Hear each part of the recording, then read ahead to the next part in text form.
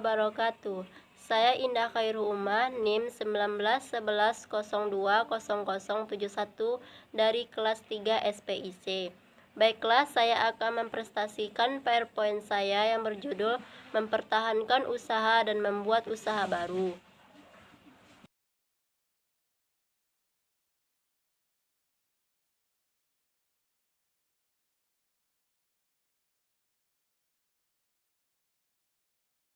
Baiklah, yang akan saya bahas adalah cara mempertahankan usaha dan membuat usaha baru. Cara mempertahankan usaha terbagi menjadi beberapa, yaitu memiliki kemauan dan usaha yang besar.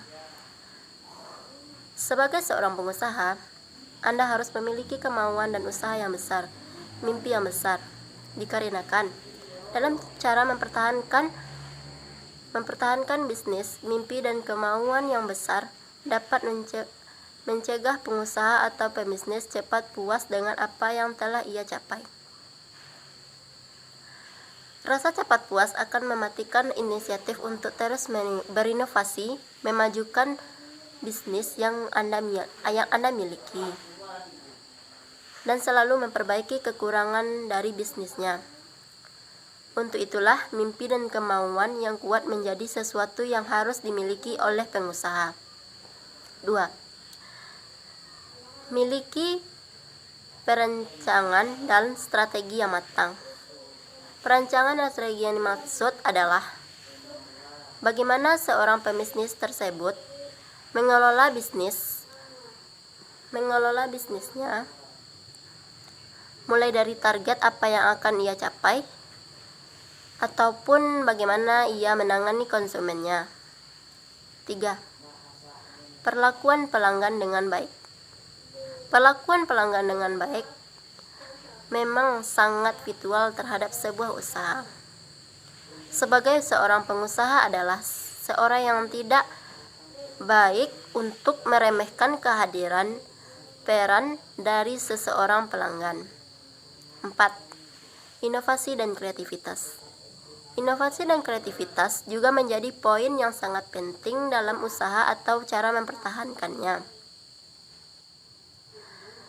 Inovasi dan kreativitas harus mutlak dilakukan oleh seorang pengusaha untuk memperbaiki dan mengangkat bisnis atau usaha yang ia miliki.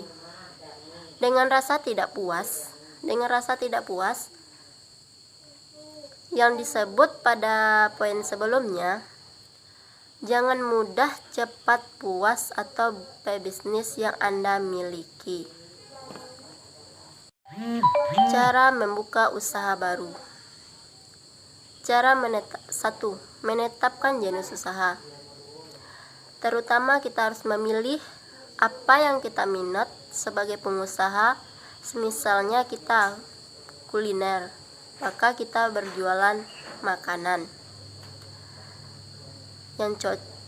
Semakin besar kemauan yang kita inginkan, maka semakin puas juga kita mempertahankannya.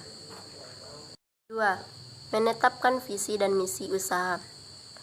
Di balik semua usaha yang berhasil pasti ada visi dan misinya yang kuat dalamnya. Begitupun dengan usaha yang akan Anda rintis, harus ada visi dan misi yang dilangsung. Dengan adanya visi dan misi, maka sebuah bisnis akan dapat fokus pada tujuan dibangun usaha tersebut.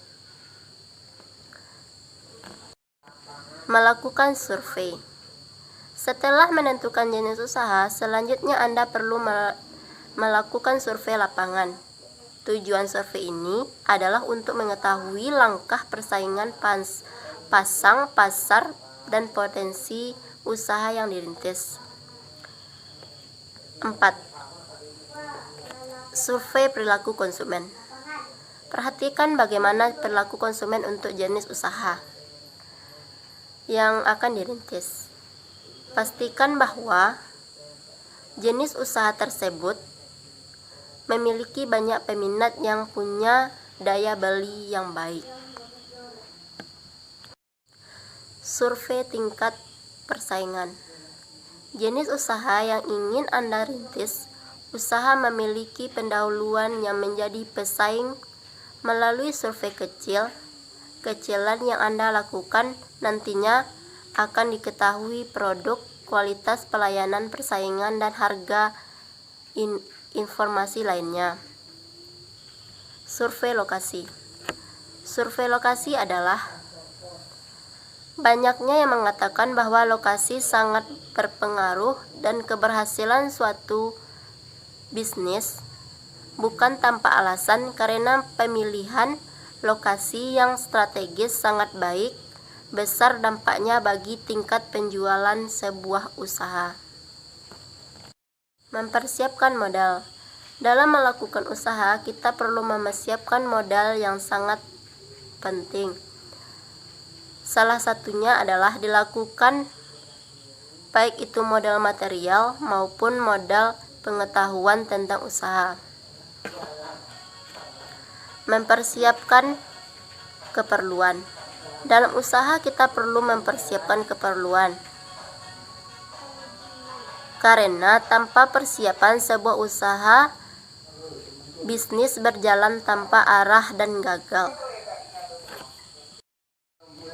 Memulai membuka usaha.